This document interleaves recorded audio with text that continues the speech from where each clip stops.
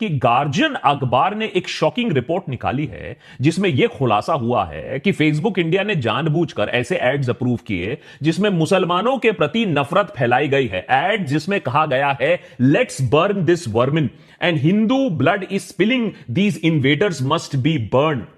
आपको पता है वर्मिन या दरिंदा शब्द, इसको पॉलिटिकली कब बहुत ज्यादा इस्तेमाल किया गया था, बताता हूं।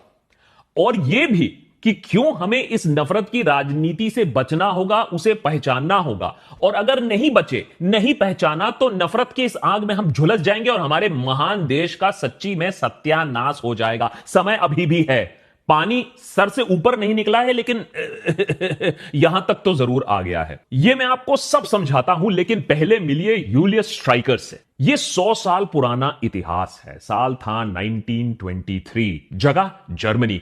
सिर्फ जर्मनी, अभी तक ये न्यू जर्मनी या नाजी जर्मनी अभी तक नहीं बना था। यह अभी भी हिटलर का जर्मनी नहीं था।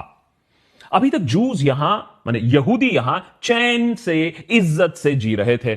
उन्हें अभी भी वर्मिन बोला नहीं जा रहा था, यह बात कॉमन नहीं हुई थी। लेकिन अब यहां यह सब चेंज होने वाला था। उनके दोस्तों, उनके पड़ोसियों के मन में नफरत के बीज बोए जाने शुरू हो गए थे। जर्मनी के अच्छे दिन आने वाले थे। 1923 में जर्मनी के न्यूरेनबर्ग शहर में स्ट्राइकर ने एक नया न्यूज़पेपर शुरू किया। नाम रखा डेर स्ट्रूमर, मतलब दी अटैकर, यानी मीडिया नहीं बल्कि हमला करने वाला योद्धा। अखबार का टैगलाइन, यहूदी हम पर श्राप है।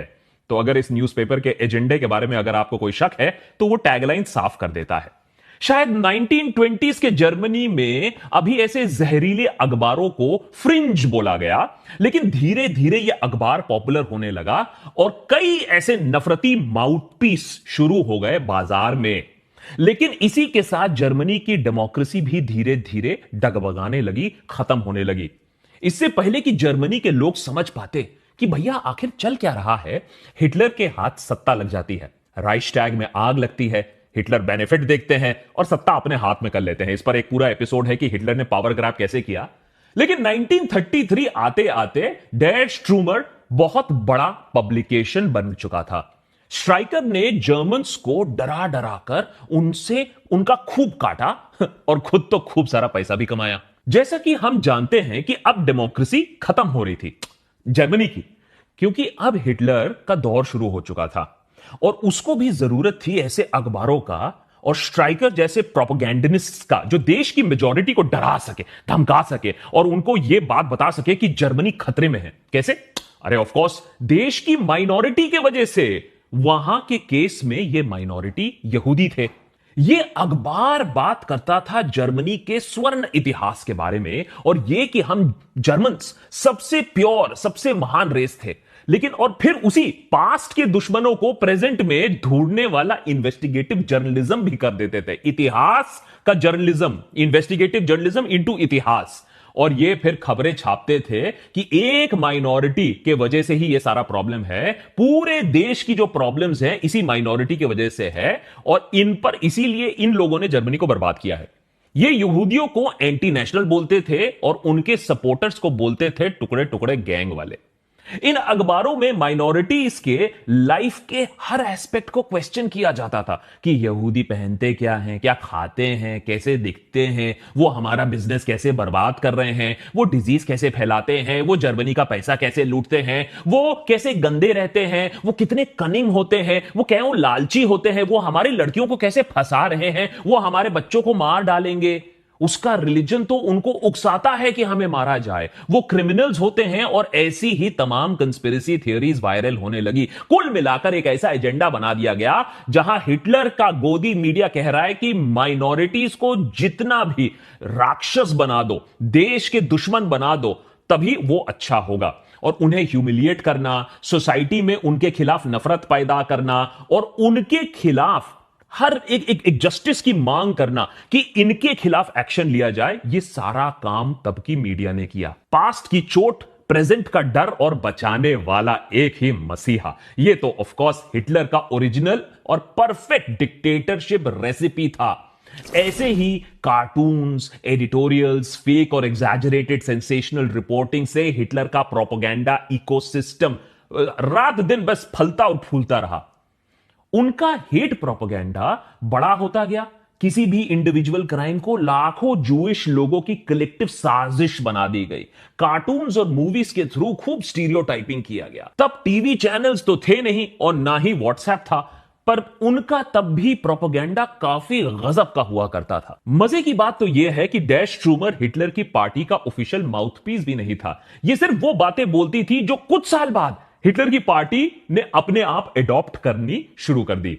आपको जानकर हैरानी होगी कि शुरू में हिटलर की पार्टी इनसे बहुत क्लोज नहीं थी, क्योंकि इनके बोल नाजी पार्टी के लिए भी एम्बैरेसिंग थी।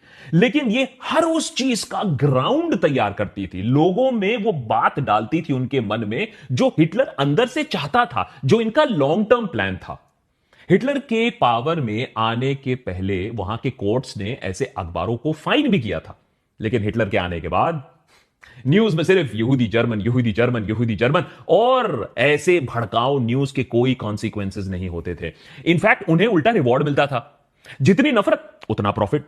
श्रूमर ने 1933 में ही जूइश बॉयकॉट कैंपेन करना शुरू कर दिया, और इन्हें तब उस समय बोला गया नहीं नहीं, ये तो हरकतें ऐसी फ्रिंज हरकतें हैं, इन पर ज्यादा अटेंशन मत दीजिए। इनफैक्ट एक बार तो इनके खिलाफ डेफेमेशन केस भी लगाया गया। लेकिन इसको पहली सफलता मिली 1935 में। देखिए, हेट आता है, थोड़ा टाइम लगता है उसको बोने में लोगों के मन में। 1935 के न्यूरनबर्ग रेस लॉ से पहले इसने बहुत लंबे टाइम तक जर्मन लड़कियों पर जूइश मर्द अटैक का एक प्रोपेगेंडा चलाया। भाई, जर्मन लड़कियों पर अगर कोई जूइश अटैक करे, ये तो बहुत गड़बड़ है। तो इन्हीं क्राइम्स को एग्जैजरेट करके एक रिलीजियस एंगल उसने पैदा कर दिया। पहले पन्ने पर खबर छपती थी कि कैसे भोली भाली लड़कियों को जूइश मैन साजिश करके फंसाने की कोशिश कर रहे हैं। खबर के साथ आता था एक ऑफेंसिव और हेटफुल कार्टून। मेजॉरिटी को समझाया गया कि उनकी औरतें, उनके जमीन, उनकी प्रॉपर्टी, उनकी आइडेंटिटी खतरे में है। इसके रिस्पॉन्स में न्यूरेनबर्ग का एक नया लॉ पारित किया गया। इस लॉ से जूइश सिटीजन के जो लोग थे, उनके सिविल राइट्स और बहुत ज्यादा कमजोर हो गए। उन्हें बेसिकली एक सेकेंड क्लास सिटीजन बना दिया और कई पाबंदियां लगा दी गई उनके ऊपर।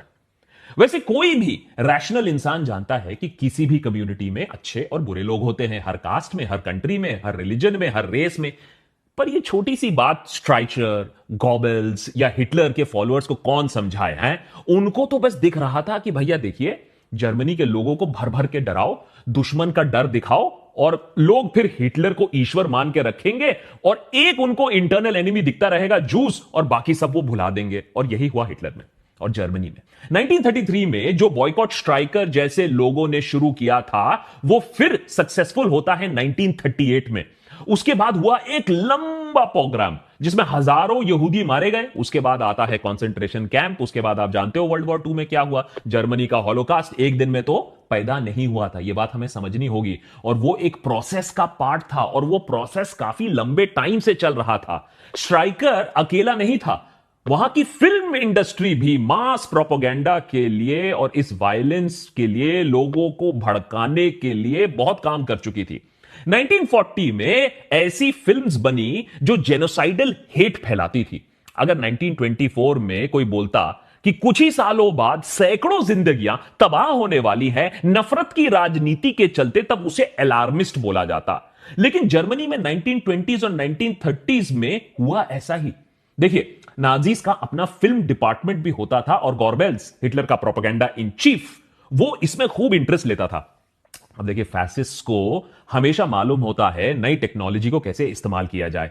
हिटलर के समय पर यह नई टेक्नोलॉजी थी रेडियो और सिनेमा। अगर उनके पास व्हाट्सएप होता तो सोचो हिटलर क्या क्या कर लेता। 1938 में गॉर्बेल्स ने के प्रोपेगेंडा मिनिस्ट्री ने वहां की फिल्म इंडस्ट्री से डिमांड किया कि वो लोगों के लिए, मास व्यूअरशिप के लिए ऐसे एंटी जू कंटेंट बनाए, और ऐसा कंटेंट बना भी। एक का सब्जेक्ट था द रॉथस्चाइल्ड्स, एक अमीर जूइश परिवार। पिक्चर में झूठ फैलाया गया कि कैसे यहूदी देश और पूरी दुनिया का पैसा दीमक की तरह वो खा रहे थे, जबकि पेट्रियोटिक मेजॉरिटी ऑफ जर्मन्स वो देश के लिए जान दे रहे थे। लेकिन फिल्म फ्लॉप कर गई। लेकिन यही तो होता है प्रोपेगेंडा की अमेजिंग एक प्रॉपर्टी, वो आराम से दबता नहीं है। एक और पिक्चर लाई गई जिसे कहा जाता है